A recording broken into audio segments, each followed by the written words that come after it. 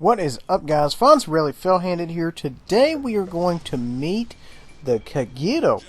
This is a ship I've had and I haven't played it a whole lot. Today we are on North. Now, I almost have this thing completely upgraded. I think the only thing I'm lacking is the hull upgrade, but I do have the the torp and the gun upgrade, I believe, as well as the modules. I have those as well. As for what exact modules, I'm not 100%. I know I have the propulsion module and as well as the torpedo mod, but the other ones I'm not really sure. But anyway, this is kind of a little introduction into this particular ship. Now, as far as your other Tier 7 destroyers, your other DDs, this is probably going to have the lightest reload, I believe. It's around a minute 30-ish, give or take. A lot of your British ships have a much longer reload. The American ships have a longer reload simply because they're throwing more fish at a time. Now, back to the game at hand. We've got a cloud out there, and we're still doing the same DD stuff we always do, guys. We're going to go ahead and throw fish at the clouds or in the general area of the bad guys. We're not necessarily, aiming at anything early on in the game. We're not trying to get a firing solution, because a lot of times what happens is you go out there, you try to lay in a shot, and then boom, you've got another DD out there who has eyes on you, kind of like this. We didn't even really range out that far. We've got another Kagero here. We're going to put some rounds on him. We're both running our double guns here. That does make a glorious sound there. He is kind of out of room to go, so to speak. I went ahead and threw a cloud in. I do have some rounds coming towards me. We're going to go ahead and fall back out of this situation. We've already used our repair kit, so we don't necessarily want to get hemmed up again. A lot of hatred coming in there for me, but you know what? It's fine. We're pulling back. We're kind of getting our feet back under us. And I feel like if this Kagero gets spotted again, he's really going to be in trouble. And there he is. We're going to go ahead and start working the guns on him, getting some decent shots, some defended medals, what have you, putting some rounds on him. He is hemmed up. He can't get out of there. Yeah, he's in trouble. And you have to be cautious kind of rushing these objectives early on, simply because you never know what somebody else on the other team has going through their head. Maybe they're like, I'm going to rush the objective and I'm going to get there first, and so on and so forth. So you have to be cautious. You don't want to go in there too soon and get hemmed up. Now, back to the matter at hand. We had two BBs crossing around the back here, and we're going to see if we can creep up on them and maybe hit them with some broadside torps. We have to be very cautious because there's not a lot of room to maneuver in here, so we kind of have to keep our head on a swivel, and we don't necessarily want to kind of overextend. In other words, not be able to get out of this zone quick, fast, and in a hurry, if you will. We do kind of want to make sure we have eyes on target. This gentleman right here is already past the little gap here, and the other guy is on his way. He's about to our maybe 11 o'clock at this point, maybe even 12. We just need to be very careful, because things right here in this zone can go horribly bad, just simply for nothing other than lack of maneuverability, which is something you really kind of have to keep an eye on. Now, we are detected, so that means he does see us. We don't necessarily see him.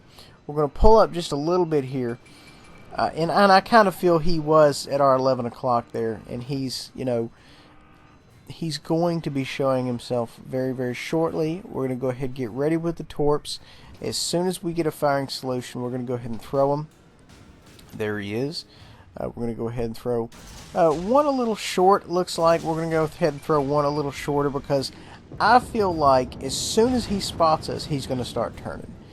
And that's normally what happens. And Tier 7, so many battleship guys, they're used to getting pooped on with fish. They're used to DDs hunting them down. So these are the guys that have all the rudder buffs. We did manage to catch him with a couple there. I didn't quite finish him off. But what I'm trying to say is here, folks, is it seems like the higher tier you go, the more ready to dodge torps these guys are. Now, granted, he did take a couple, but it was very, very close range. He did not have much time to turn at all. And that's the point. Now, granted, you know, your Kagero throws fish very, very quickly. 67 knots, I believe, unupgraded, if I'm correct. Correct me if I'm wrong. But, you know, you get close range, you throw these things, they're super fast, you've got a higher percentage chance, you know, to connect. And you kind of, you know, sadly need to really read the mind of the enemy. You know, for example, I've been detected for a while in that given situation. He knew I was there. You know, he's already slowing down, he's already turning, he's already doing whatever, if he's smart. And so that's why I shorted the first one, then really shorted the second one. And now this gentleman right here, we're going to throw one on course, one behind it, just in case he decides to turn. And guys, if they're in here and they lean on that rudder, none of them are going to connect. Now, granted, when you're dealing with a ship like this, if he cuts power, you know, you still may have a decent connection. Versus if he works the rudder, you always need to assume that your BB targets are going to work the rudder over the engines. If they work the engines, that's great, because that's not going to work out very good for them.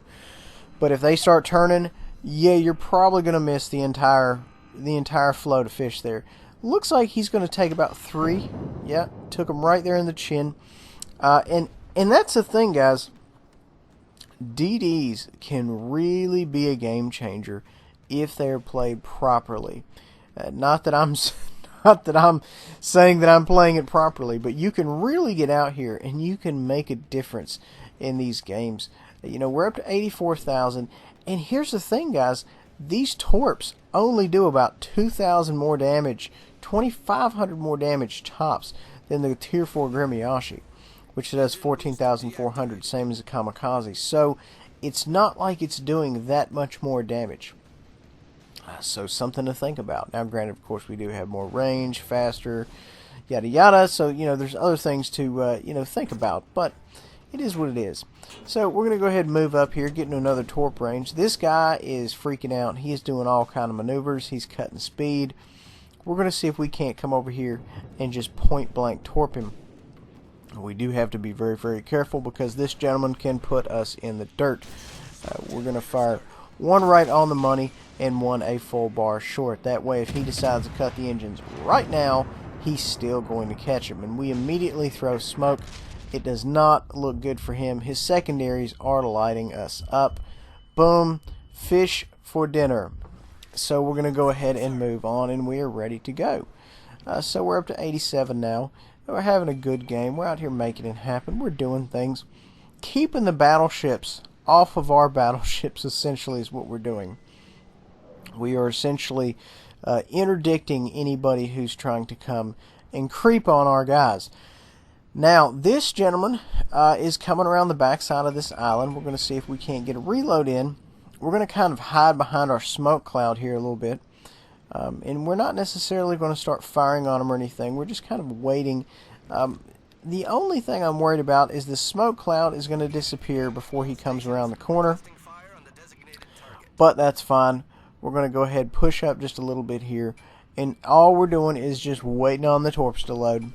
Commander, the captain, is just looking down off the bridge, watching his watch, waiting on the torps to load.